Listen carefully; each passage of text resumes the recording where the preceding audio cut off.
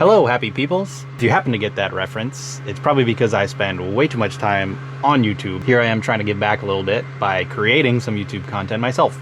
I am in my truck camper, my Bigfoot 10.6. I'm gonna be fixing the gray water issue that I had. We'll take a look at that and get that fixed. Underneath this dinette seat, we have access to various water items. So we got the hot water tank there, and under here there's some of these shutoff valves for when you're winterizing this thing. That black pipe underneath there is the top of the vent. So this access is going to be quite difficult to get to, but I should be able to get it down from underneath. Coming under the Bigfoot here, got the whole gray water tank right here. Those connection points, it drains from the shower, goes into the top of the tank right above there. But this pipe here is what I was talking about, that vent pipe. So this is the bottom side, and if I put my hand on that, this whole thing, you can see how it can just completely move. So I'm guessing that this thing vibrating over time is what caused that connection there to break. I think I can take this all out in one piece, but let's give it a shot. So let's see.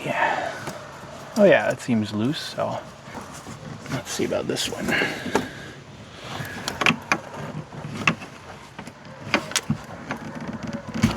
Yeah, there we go. A little tighter. Oh, gross. Just shower water. Jeez, that's tight.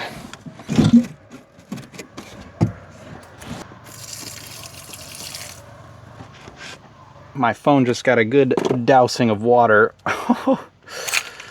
Here's what's going on. This thing, it actually was basically just held up by that piece I took off there. So the rest of it I think can come down, but it's got a little bit of residual water in it.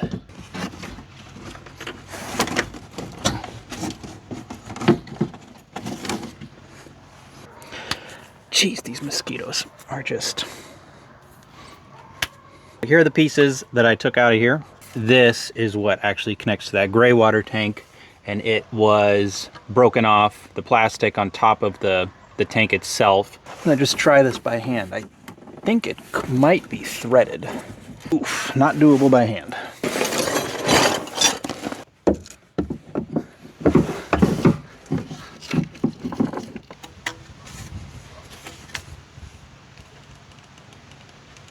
I'd also like to take off this drain here so I can properly clean it out. Probably not quite.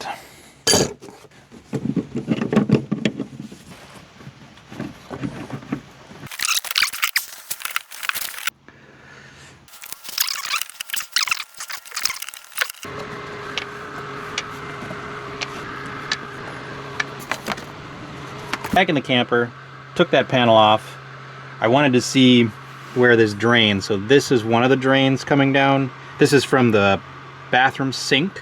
Right behind that heat vent there, it branches off. So if I show you guys, hidden compartment here, you can actually see this line comes from the other side of the camper and comes down this way where it connects in. Everything's hard to see when you're working back behind on a camper. He was getting a snack over there. So ideally, I don't have to drop the tank and I can just fix it over the top there. Not totally sure if I have enough space to really do that properly. And if not, I can drop this tank, but that's gonna be a process that I think involves removing a lot of these interior woodwork panels, and I'd prefer to leave it alone if I can. That is the line as it comes into the tank. I don't think it's easily removable. I think it's just gonna be better to try to fix this one as is. Let's go to Home Depot. All right, Eva, up, let's go, come on.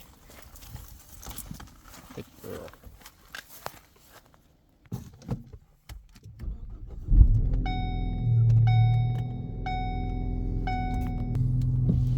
So this is my 2013 Focus ST. I had this car back in North Carolina. This is the one vehicle I had down there that made it all the way up to Alaska. I really love this car, super zippy. Made it to Home Depot. You gonna be good hanging out for a little bit? So see you in a little bit.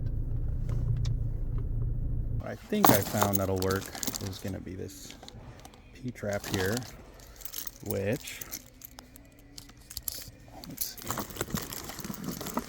when I measured that, it's got a 1.5 inch OD, so I think I could cut off a piece of this ABS and get that welded inside.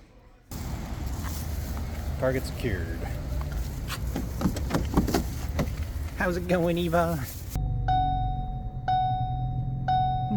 There's that northern light over there. Nice looking camper.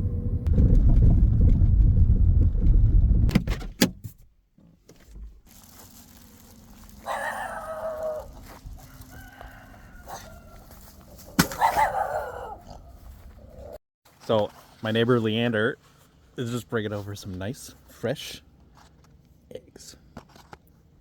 Perks of having a neighbor with all kinds of fun animals and stuff. So a neighbor who barely slept anything last night because he's watching the dogs.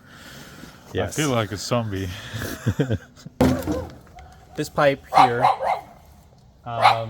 Eva.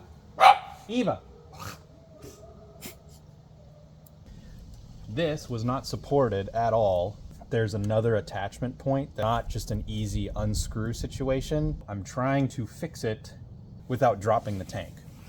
We'll see live if this works. An ABS P-trap, we'll cut this off, set it in there, secure this side, and that will be the structural support for this to make sure that this doesn't break again. Those ends now and put water in like till my fella had to fix 2 tires on his way to the lower 48 and oh, no. his gray water tank. Oh geez, the gray water. Okay, at least not the black water tank, but the whole reason I'm fixing this is I lifted it up. The fifth wheel hole here with the rubber mat that I had in here was just filled with standing water. At least it's shower water and not toilet water. Plan B, flex tape. Alrighty, Leander. Thanks for swinging by. Thank you for the eggs. No issue. Thanks. Take care. Take care. Bye. What do you think?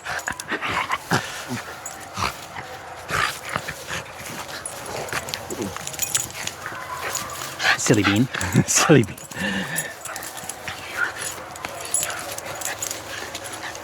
Okay, Eva. Down. Good girl. Spin. Good girl.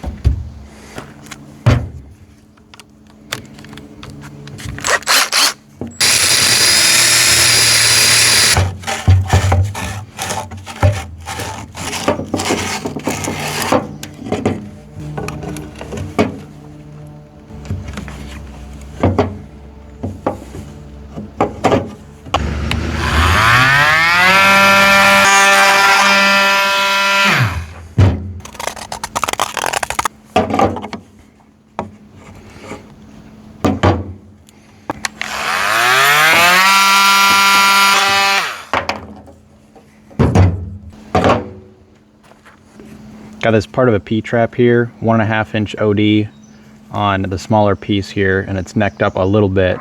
I shaved out the inside of this and press fit that piece in there. I'm gonna go give it a test fit right now.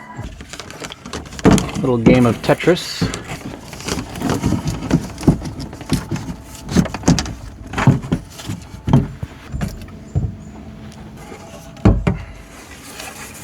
All right, test fit is a success. So gonna get this piece glued in here.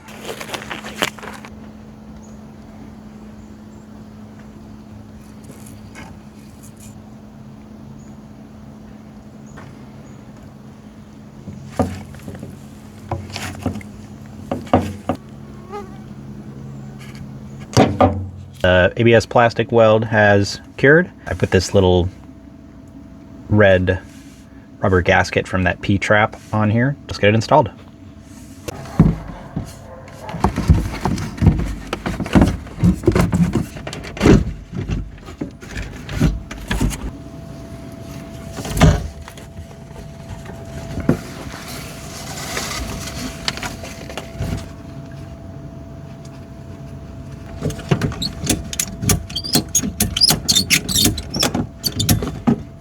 This is one of those times when you just have stuff laying around, like you're keeping small little pieces of wood. I go around and find some of those items that I can put together to make this work. I'm gonna take some of this ratchet strap and wrap it around here so it has a secure anchor point, and I'm gonna drill those up top and put 2 of these to support that vent pipe from shaking around.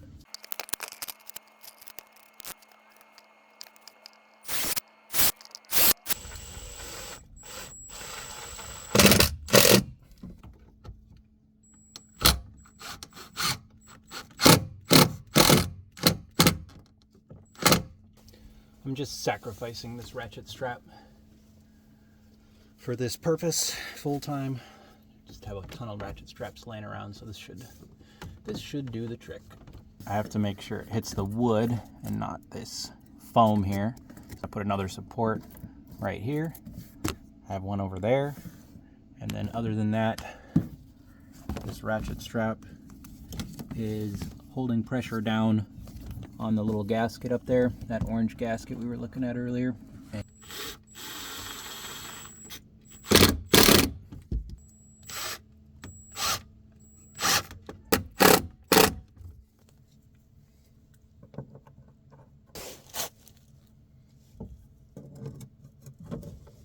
at that mosquito right on my forehead.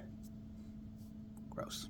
Testing phase. So now I'm gonna verify that there's no leaks, see how the water does. No leaks underneath here. So verified up top, and with a little tightening on the lower one, it was good to go. Giving Eva a couple of little treats here before taking a shower and heading to bed. That shower felt so good. Oh, it's nice that it's able to drain now. She's got her head right on my feet, and if I remove my feet, she will get grumpy. So I definitely won't try to. Sometimes it's inevitable if I'm rotisserieing in the night or something. She's like, what the heck, dude? These YouTube videos that I'm having fun making, it's dual purpose in that the video almost is the motivation I need to get the project done. Yeah, this is me just chit-chatting probably way more than I need to. I would love to make every single video an absolute banger, but trying to make good quality content that's consistent, giving a big smorgasbord of what I enjoy doing, finding the folks that really enjoy watching the kind of stuff that I'm interested in, and then really tailoring if people had specific questions. Like, I'd love to be able to just take that video and, yes, I'm gonna do this Quigley swap because so many people are interested in it, like right now. But I have some main quests that I need to do, and for me that's a bit of a side quest. I was so excited to try to get the truck at least running to a point where I know that it works, and it helps me because I can move it if I need to around the yard. Thank you guys.